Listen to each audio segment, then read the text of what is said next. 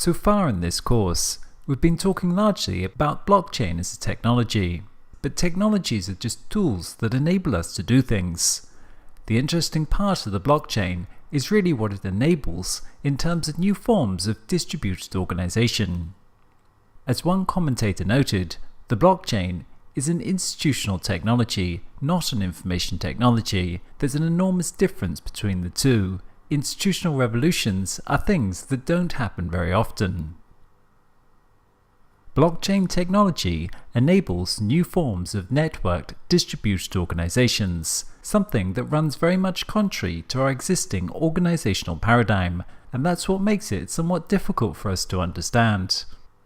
The organizational model of the industrial age that we inherit today was one of centralization in order to achieve economies of scale through mass production, thus reducing unit cost and providing for a mass society. The technologies of the industrial age selectively favored centralization of production within closed hierarchical organizations. Manufacturing is in centralized factories. Transport systems are centralized around transport hubs. Education within schools and universities. Entertainment centralized within mass media organizations, and governance centralized within state-run organizations, and so on. The information revolution is in the process of taking us into a new world of distributed networks as the organizational paradigm of the information age. The combination of telecommunications networks and computerized coordination enables us to replace centralized management within closed hierarchies with open networks. As the underlying technology matures, we're able to convert more and more systems that were previously closed and centralized and have them managed through automated networks, and the blockchain is just one more stage in this process. We saw this with the rise of the online platforms like eBay, Uber, or Alibaba, social networks, blogging, etc. that built massive networks of users exchanging goods and services. But these platforms were still dependent upon the centralized organization to manage the shared database, for the computing infrastructure, for the algorithms, for financial transactions, and to enable trust and authentication in the network. The decentralized web takes these platforms a step further by offering a shared, open and secure database that can be trusted by all parties and a set of protocols for the secure exchange of value between organizations and individuals peer-to-peer. The web platforms are open networks. This means they do not just optimize within a given organization, but can enable coordination across whole industries. Indeed, this is why and how they're quickly supplanting the closed organizations. What centralized organizations enabled was trust, cooperation and coordination within organizations. But what the blockchain enables is trust, coordination and cooperation between organizations and between individuals. If we look at how our society and economy is currently organized, we'll see many closed organizations that are internally optimized. But when we look at the interorganizational space, it's extremely inefficient along many dimensions.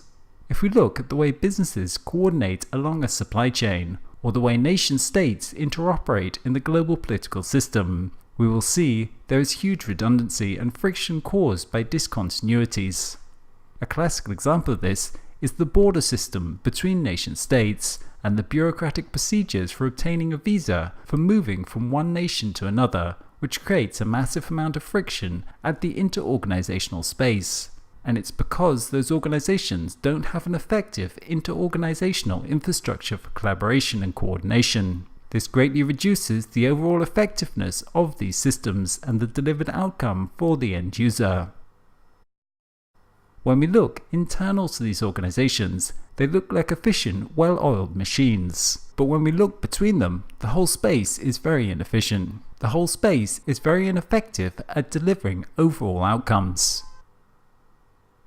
And this is part of the significance of the blockchain, because it provides a shared, trusted database between organizations. It has the potential to switch the dynamics within economy and society from competition between closed centralized organizations to collaboration between organizations, and greatly strengthen working capacities across organizational boundaries. The results of this would be much more efficient overall societal and economic outcomes. Indeed, we can note that achieving coordination across organizations could result in quantum leaps in delivering outcomes and our capacity to tackle major global challenges of today, such as environmental degradation, where weak existing inter-organizational institutional infrastructure has gained little traction. In this respect, the blockchain has the potential to give us not just incremental improvements, but an order of magnitude greater capacities within society through collaboration within whole ecosystems. It is precisely this coordination across organizations, industries, nations, and people that is required to provide the resources needed to tackle some of today's most complex challenges. And it's precisely this that is significantly absent within existing institutional structures.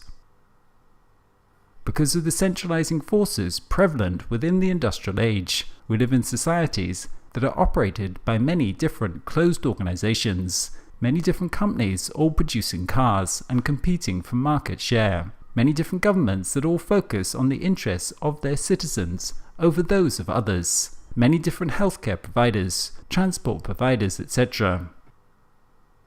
The result of this is, though, a huge amount of inefficiency and redundancy when taken as a whole, many different companies all recreating the wheel within their own organizations and expending huge amounts of time and energy on trying to get ahead of their peers.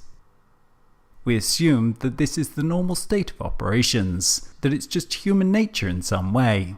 But in fact, it's really just a function of the institutional structures we have built over the past centuries. As game theory will tell us, people respond to the incentives and the socio-economic forces acting on them. In the absence of cooperative structures, competition is often the optimal strategy for individuals and organizations. But once there is the institutional structures to enable trust and coordination between members, cooperation can become a much more viable strategy for the agents involved.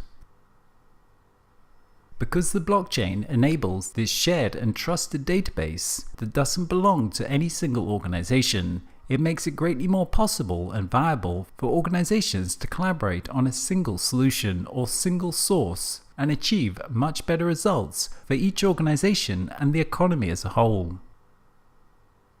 As an example of this cooperation across different closed organizations, we could think about the design and construction of a building. There may be many different companies involved in this process, all creating their own designs and diagrams for the building, with each having to continuously contact each other to access, exchange, and cross-reference all this information. Given a single shared database, they could, though, all collaborate on a single design of the building, making for a greatly more efficient overall process, while at the same time each organization would benefit, and thus the overall results are more efficient. Likewise, the same is true for identity. We currently have many different copies of our identity spread across many different organizations, governments, social networks, employees, etc. But each of these only has a partial understanding of us. Currently, we're recreating the wheel for each organization, while data and reputation does not move well between them. Instead, a single identity could be created on the blockchain that belongs to the individual, with each organization then contributing to this data as they work together to create a more complete record of identity and reputation. In so doing, we've moved from all those frictions between these closed organizations to collaboration and synergies between them, creating something that is greater than any of the parts they had before. The same for a supply chain. Instead of each participant holding their own documents and records during each stage in the supply chain, a single record for the item could be created on the blockchain, with each organization then contributing their information to it, to create a single source of truth that is accessible to all as needed, while at the same time being more secure than having separate records in each centralized database. The end result of this new institutional technology is a much greater capacity for inter-organizational collaboration and powerful ecosystems that are greater than the sum of their parts. given that all our current systems of organization that are centralized could be decentralized in this fashion using blockchain technology, we can see how it really could enable a reorganization of society and economy. Organizations within society rarely operate in isolation. They function as parts of ecosystems, and the value for society is not created by any one, but instead by the flow of value across the ecosystem. It's not Apple that delivers our iPhones, it's a massive global supply chain of hundreds of different organizations collaborating. Whereas our previous institutional structures optimize for individual organizations, the blockchain optimizes for the value within the whole ecosystem, and thus potentially much greater value for society as a whole. The information revolution is changing the world from disconnected to connected. The genie of hyperconnectivity is out of the bottle, and connectivity along virtually all dimensions is proliferating daily. As a consequence, our systems of organization will change from being based around fixed structures and boundaries to being coordinated via connections. Instead of the control of components through fixed hierarchical structures, organization will emerge out of the interaction and the exchange of value along those interactions. Enabling that will require a massive build-out of secure, frictionless information networks, this global cloud computer of the blockchain.